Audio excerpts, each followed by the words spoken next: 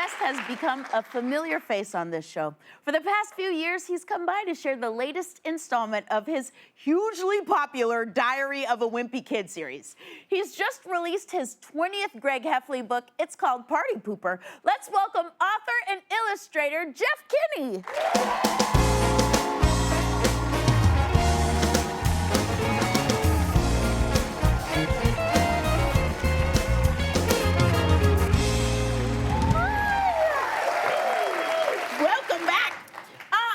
Did you imagine that there would be 20 books in this series when you started? You know, I never did. I always thought of this book as one big book about the year in a life of a kid's school year. Yeah. And I want it to be like as thick as a phone book. So just one book. And then when I brought it to a publisher, they said, actually, you've written a children's middle grade series, which is something I'd never heard of before. Oh. So they offered me a 3-book contract. And I was like, man, can I come up with 3 different stories? And now here we are on book 20. Yeah, you said you say that your storytelling has changed over time. How?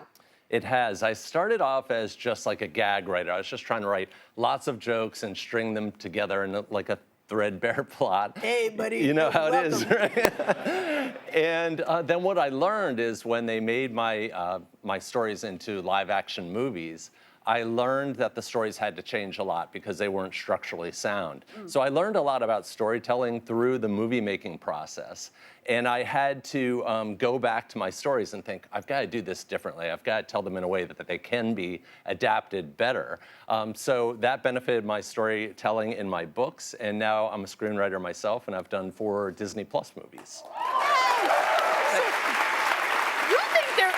A big difference between your first book and your 20th, you would say. Yeah, there is. You would say you learned a lot? Yeah, I didn't really start getting good at this until like book 12. And then book 19, I was like, I think I finally got it. That's how every artist feels, I bet. Every time you do it, you get better.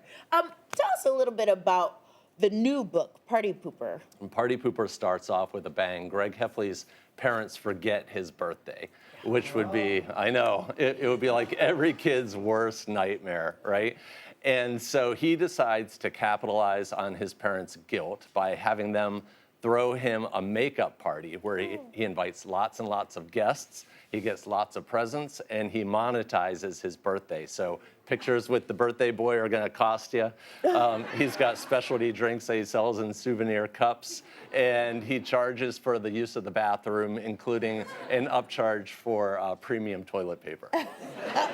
Now, the last time Jeff was on the show, he was touring the country, giving out 100,000 free books to kids who otherwise wouldn't have access. So, Jeff, why is literacy more important than ever? Well, I think we all know it's no secret that there is a decline in literacy rates right now. That's right. And the culprit is the phone. The phone begs for our attention. It begs for kids' attention as well, even if they're borrowing it from their parents. But we can't just wring our hands about this. We have to do something about it. And we live in an attention economy, so we as writers and publishers need to make sure first and foremost that we're telling stories that are worthy of a kid's attention. We need to do our jobs. And also, as parents, I think we can role model reading after dinner instead of being on our phones. When my wife and I were just starting off as parents, we didn't have a lot of money, but we had one rule for our kids, which is that we'd always say yes to a book. And so the kids built up a little library, and we taught them that, you know, books are valuable. They're sacred, actually. So I feel proud of that. Our next guest met Jeff here on stage last year. She is known as the radical street librarian. Basically, instead of expecting kids in her Baltimore community to visit the library, she brings it to them. At that point, she'd given away thousands of books and was hoping to raise the money to start a whole library. Let's look back.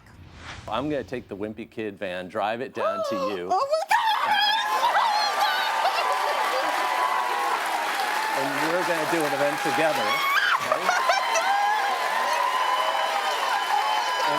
And on top of that, I know that you're trying to get a book truck of your own, so I want to donate $10,000 to your efforts.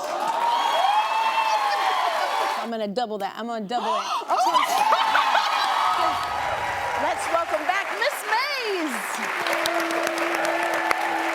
Nothing but fans here. Miss Mays, the kids in your community must have been so excited. Yes, everyone was so excited, not just the kids, but the grown folks too, the teachers, the staff, my colleagues at the library. They were so excited to finally be entering phase 1 and rolling out the book trolley. I think the momentum from the show created this excitement around what was once my wildest dream finally becoming a reality. That's fantastic. Yeah, that's great. Now the trolley is up and running, right? Yeah, even though we haven't finished the renovations, the book trolley is out there getting books into the hands of kids and spreading book joy. For the holiday season, we converted it into like a holiday express train. Oh. And we were in the mayor's Christmas parade. We did some story times at a Title I school. And we even surprised a foster to adoptive family with books and gifts right to their front stoop. Oh. Thank you. That's excellent. Out here doing the work. And I want to say, if I can, none of this would have been possible if it wasn't for Jeff and Kelly's contribution. So we're very thankful. Oh, that's so sweet. Jeff, you also surprised Miss Mays' kids with a visit. How did it go? It was pretty wild, actually, wouldn't you agree? Yes.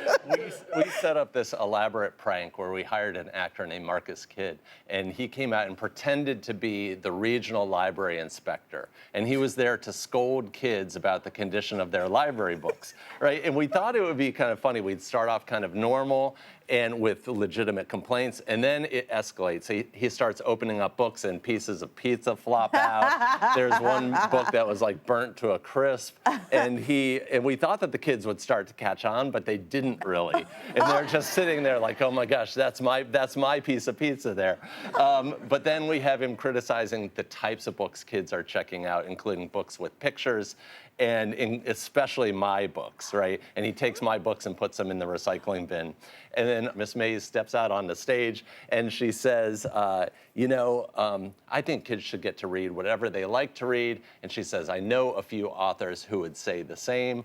She calls me up on the phone, and then I burst out onto stage, and it was wild. Wouldn't you agree? The loudest screams I've ever heard from those kids, yes. It was really funny. That is excellent. Jeff, do you have any news on book number 21? Yes, I do. When I found out that I was going to get to come on the show, I worked with my designer, and we whipped up a cover for the new book and came up with the title. And so you're going to be the first people in the world to see the new book. Are you ready to see the cover? Yes! All right.